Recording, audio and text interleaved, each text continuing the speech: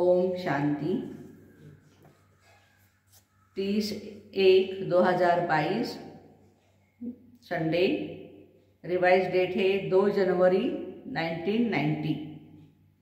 सारे ज्ञान का सार स्मृति। आज समर्थ बाप अपने चारों ओर के सर्व समर्थ बच्चों को देख रहे हैं। हर एक समर्थ बच्चा अपनी समर्थी प्रमाण आगे बढ़ रहा है। इस समर्थ जीवन अर्थात सुखमय श्रेष्ठ सफलता संपन्न अलौकिक जीवन का आधार क्या है?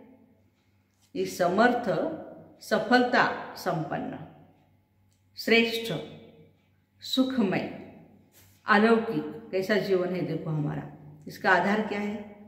स्मृति। वैसे भी सारे ड्रामा का खेल है विस्मृति और स्मृति का। इस समय स्मृति का खेल चल रहा है।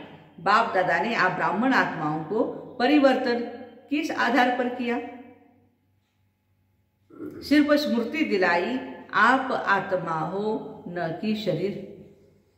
इस स्मृति ने कितना अलौकिक परिवर्तन कर लिया। सब कुछ बदल गया ना। मानव जीवन की विशेषता है स्मृति। बीज है स्मृति। जिस बीज से वृत्ति दृष्टि कृति सारी स्थिति बदल जाती है। इसलिए गाया जाता जैसी स्मृति वैसी ही स्थिति। बाबा ने फाउंडेशन स्मृति को ही परिवर्तन किया है। जब फाउंडेशन श्रेष्ठ हुआ तो स्वतः ही पूरी जीवन श्रेष्ठ हो जाती है। कितनी छोटी सी बात का परिवर्तन किया कि तुम शरीर नहीं आत्मा हो। इस परिवर्तन होते ही आत्मा मास्टर सर्वशक्तिवान होने के कारण स्मृति आते ही समर्थ बन गई। मैं आत्मा मास्टर सर्वशक्तिवान हूं। अब यह समर्थ जीवन कितना प्यारा लगता है। स्वयं भी स्मृति स्वरूप बने और औरों को भी यही स्मृति दिलाकर क्या से क्या बना रहे हो। इस स्मृति से संसार ही बदल लिया। यह ईश्वरीय संसार कितना प्यारा है। चाहे सेवा अर्थ संसारी आत्माओं के साथ रहते हो, लेकिन मन सदा अलौकिक संसार में ही रहता है। भले लौकिक परिवार के साथ हम रहते हैं, लेकिन मन में क्या है? अलौकिक संसार है। इसको ही कहा जाता स्मृति स्वरूप। कोई भी परिस्थिति आ जाए, लेकिन स्मृति स्वरूप आत्मा समर्थ होने के कारण परिस्थिति को क्या समझती है? यह तो खेल है। कभी भी घबराएंगे नहीं। भले कितनी भी बड़ी परिस्थिति हो, लेकिन समर्थ आत्मा के लिए मंजिल पर पहुंचने के लिए यह सब रास्ते के साइड सीन्स अर्थात रास्ते के नजारे हैं। साइड सीन्स तो अच्छी लगती है ना। खर्चा करके भी साइड सीन देखने के लिए जाते हैं। यहाँ भी आजकल आबू दर्शन करने जाते हो ना, अगर रास्ते में साइड सीन्स न हो तो वह रास्ता अच्छा लगेगा? बोर हो जाएंगे। ऐसे स्मृति स्वरूप समर्थ स्वरूप आत्मा के लिए परिस्थिति कहो, पेपर कहो, विघ्न कहो, प्रॉब्लम्स कहो, ये सब साइड सीन्स हैं। स्मृति में है ये मंजिल के साइड सीन्स अनगिनत बार हमने पार किए हैं। नथिंग न्यू इसका भी फाउंडेशन लगा हुआ है। उसका फाउंडेशन क्या है? नथिंग न्यू का भी स्मृति। अगर यह स्मृति भूल जाती अर्थात फाउंडेशन हिला तो जीवन की पूरी बिल्डिंग हिलने लगती है। आप तो अचल है ना। सारी पढ़ाई के चारों सब्जेक्ट्स का आधार है स्मृति। सबसे मुख्य सब्जेक्ट है याद। याद अर्थात स्मृति। मैं कौन, बाप कौन। दूसरी सब्जेक्ट है ज्ञान। रचता और रचना का ज्ञान। उसका भी फाउंडेशन स्मृति दिलाई है कि अनादि क्या हो, आदि क्या हो, वर्तमान समय क्या हो। ब्राह्मण सो फरिश्ता, फरिश्ता सो देवता। और कितनी स्मृतियां दिलाई है। तो ज्ञान की स्मृति हुई ना। तीसरी सब्जेक्ट है दिव्य गुण। हमारे 4 गुण बाबा बता रहे हैं। तीसरी सब्जेक्ट दिव्य गुण। दिव्य गुणों की स्मृति दिलाई कि आप ब्राह्मणों के यह गुण हैं, गुणों की लिस्ट भी स्मृति में रहती है, तब समय प्रमाण उस गुण को कार्य में कर्म में लगाते हो। कोई समय स्मृति कम होने से क्या रिजल्ट होती है? समय पर गुण यूज नहीं कर सकते। जब समय बीत जाता फिर स्मृति में आता है ये नहीं करना चाहिए था, लेकिन हो गया। आगे ऐसा नहीं करेंगे तो दिव्य गुणों को भी कर्म में लाने के लिए समय पर स्मृति चाहिए। अभी अभी ऐसे अपने पर भी हंसते हो ना, वैसे भी कोई बात व कोई चीज समय पर भूल जाती है तो उस समय क्या हालत होती है? चीज है लेकिन समय पर याद नहीं रहती तो घबराते हो ना। ऐसे यह भी समय पर स्मृति न होने के कारण कभी कभी मुरझा जाते या घबरा जाते हैं। तो दिव्य गुणों का आधार क्या है? सदा स्मृति स्वरूप। किसी ने बर्तन बहुत अच्छे धुलाई किए तो हम क्या कहेंगे? वाह, इसके अंदर स्वच्छता का गुण बहुत अच्छा है। माना वो गुण क्या किया? उसने प्रकट किया हमारे सामने। तो बाबा कहते हैं निरंतर नेचुरल दिव्य गुण सहज हर कर्म में कार्य में लगता रहेगा। चौथी सब्जेक्ट कौन सी है हमारी? सेवा। इसमें भी अगर स्मृति स्वरूप नहीं बनते, मैं विश्व कल्याणकारी आत्मा निमित्त हूँ। सेवा करते समय क्या याद रहे? मैं विश्व कल्याणकारी आत्मा निमित्त हूँ। तो सेवा में सफलता यदि ये स्मृति स्वरूप नहीं बनती तो बाबा कहते सफलता नहीं मिलती। सेवा द्वारा किसी आत्मा को स्मृति स्वरूप नहीं बना सकते। साथ साथ सेवा है कि स्वयं की और बाप की स्मृति दिलाना। हमारी कौन सी सेवा है? एक तो स्वयं की याद दिलाना और बाप की याद दिलाना। तो चार ही सब्जेक्ट का फाउंडेशन स्मृति हुआ ना। सारे ज्ञान के सार का एक ही शब्द हुआ स्मृति। इसलिए बाप दादा ने पहले से ही सुनाया, लास्ट पेपर का क्वेश्चन भी क्या आने वाला है, लंबा चौड़ा नहीं, एक ही क्वेश्चन का पेपर होना है और 1 सेकंड का ही होना है। 3 घंटा बैठने की जरूरत नहीं पेपर हॉल में, 1 सेकंड। क्वेश्चन कौन सा? नष्टो मोहा स्मृति स्वरूप। देखो किसी भी ऐसे कॉलेज में होता है क्या? टीचर हमें बोलते हैं ये क्वेश्चन आएंगे, नहीं बोलते। सब कुछ पढ़ना पड़ता है, बाद में उसमें से छानबीन करके क्वेश्चन निकालते हैं। और यहाँ तो हमारे टीचर बहुत प्यारे हैं, मीठे हैं। क्या बोलते हैं? तुम्हारा लास्ट पेपर है नष्टो मोहा स्मृति लब्धा। तो इसीलिए अभी से हम इतना अभ्यास क्यों कर रहे हैं? हमारा मोह घर वालों से, देहधारियों से, देह से, पदार्थ से निकलता जाए, उसका ही हम अभ्यास कर रहे हैं ना। लास्ट मोमेंट में कुछ भी हमें याद नहीं आना चाहिए। क्वेश्चन भी पहले से ही सुन लिया है ना, फिर तो सभी पास होने चाहिए। नंबर 1 पास होंगे, नंबर 1 डबल विदेशी किस नंबर में पास होंगे? तो उन्होंने उत्तर दिया नंबर 1। तो माला को खत्म कर दे या अलग माला बना दे? उमंग तो बहुत अच्छा है, डबल फॉरेनर्स को विशेष चांस है लास्ट सो फास्ट जाने का, यह मार्जिन है। अलग माला बनाए तो जो पिकनिक के स्थान बनेंगे वहां जाना पड़ेगा। यह पसंद हो तो अलग माला बनाए। आप लोगों के लिए माला में आने की मार्जिन रखी है, आ जाएंगे। बाबा शक्ति भर रहे हैं, बच्चों में हौसला भर रहे हैं। अच्छा, सभी टीचर्स तो स्मृति स्वरूप है ना, चारों ही सब्जेक्ट में स्मृति स्वरूप। मेहनत का काम तो नहीं है ना। टीचर का अर्थ है अपने स्मृति स्वरूप फीचर से औरों को भी स्मृति स्वरूप बनाना। आपके फीचर्स ही औरों को स्मृति दिलाए मैं आत्मा हूँ। मस्तक में देखे कि चमकती हुई आत्मा व चमकती हुई मणि हूँ।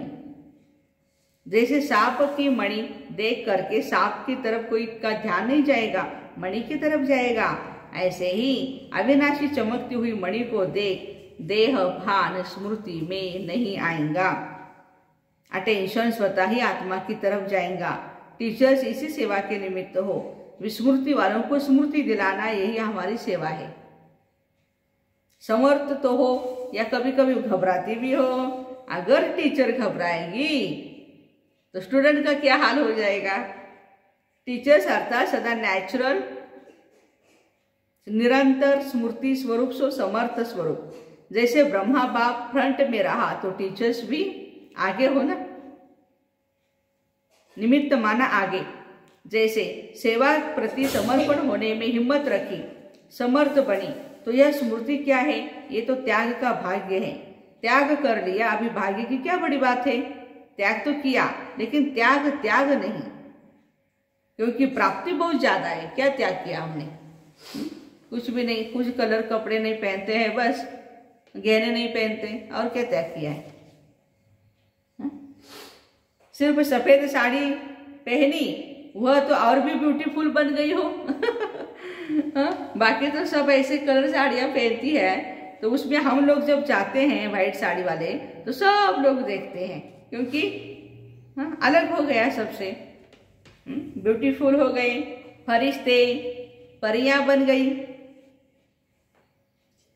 और क्या चाहिए? बाकी खाना पीना छोड़ा, वो तो आजकल डॉक्टर भी कहते हैं ज्यादा नहीं खाओ, कम खाओ, सादा खाओ। आजकल तो डॉक्टर्स भी खाने नहीं देते हैं। बाकी क्या छोड़ा? गहना पहनना छोड़ा, जेवर पहनना छोड़ दिया। आजकल तो देखो गहनों के पीछे भी कितने चोर लगते हैं। अच्छा किया जो छोड़ दिया, समझदारी का काम किया, इसलिए त्याग का पदम गुणा भाग्य है।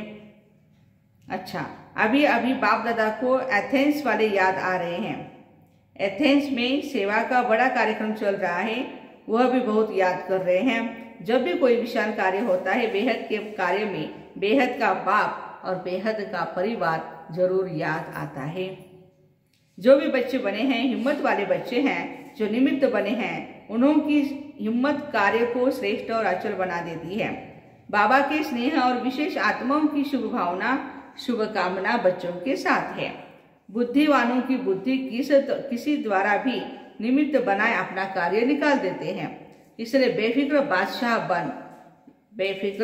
बादशाह बन, लाइट हाउस माइट हाउस बन। शुभ भावना, शुभ कामना के वाइब्रेशंस फैलाते रहो। हर एक सर्विसेबल बच्चे को बाप दादा नाम और विशेषता सहित याद प्यार दे रहे हैं। दिल्ली जोन से अव्यक्त बाप दादा की मुलाकात है। सदा अपने भाग्य को देख हर्षित होते हो ना? सदा वाह वाह के गीत गाते हो? हाय हाय के गीत समाप्त हो गए, या अभी कभी कोई दुख की लहर भी आ जाती है? दुख के संसार से न्यारे हो गए, बाप के प्यारे हो गए, इसलिए दुख की लहर स्पर्श नहीं कर सकती। चाहे सेवा अर्थ रहते भी हो, लेकिन कमल समान, कमल पुष्प कीचड़ से निकल नहीं जाता है, कीचड़ में ही होता है। देखो, पानी में ही होता है, लेकिन न्यारा होता है। तो ऐसे न्यारे बने हो। न्यारे बनने की निशानी, जितना न्यारे उतना बाप के प्यारे, स्वतः ही बाप का प्यार अनुभव होगा। और यह परमात्म प्यार छत्र छाया बन जाएगा। जिसके ऊपर छत्र छाया होती है ना, वो कितना सेफ रहता है।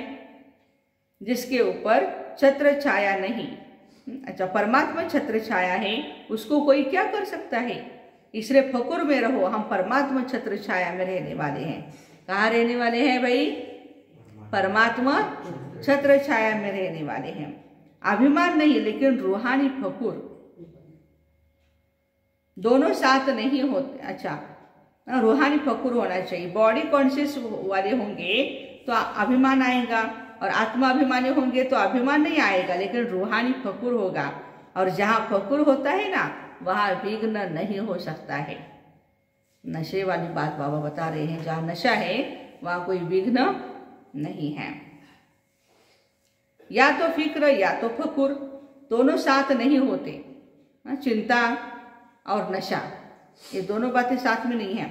दाल रोटी अच्छे से अच्छे देने के लिए, दाल रोटी अच्छे से अच्छे देने के लिए बाप दादा बंधायमान है। रोज 36 प्रकार के भोजन नहीं देंगे भाई। बच्चों को लगेगा बाबा मुझे 36 प्रकार के भोजन दो, बाबा कहेंगे नहीं, दाल रोटी प्यार की जरूर मिलेगी। दाल रोटी, लेकिन कैसी? प्यार की। देखो 56 प्रकार 36 प्रकार रखे हैं, और वहां पे कोई रो रहा है तो क्या होगा? सारे वाइब्रेशन उसमें चले जाएंगे। निश्चित है, इसको कोई टाल नहीं सकता। ये रोटी मिलेगी देखो। तो फिक्र किस बात की है? दुनिया में फिक्र रहता है हम भी खाएं, पीछे वाले भी खाएं, तो आप भी भूखे नहीं रहेंगे, आपके पीछे वाले भी भूखे नहीं रहेंगे, गारंटी दे रहे बाबा। बाकी क्या चाहिए? डनलप के तकिए चाहिए क्या? हा? अगर डनलप के तकिए व बिस्तर में फिक्र की नींद हो तो नींद आएगी? बेफिक्र होंगे तो धरनी पर भी सोएंगे तो नींद आ जाएगी। मराठीत काय म्हणतो आपण? खायला कोंडा, निजाला धोंडा, बस सो जाएंगे।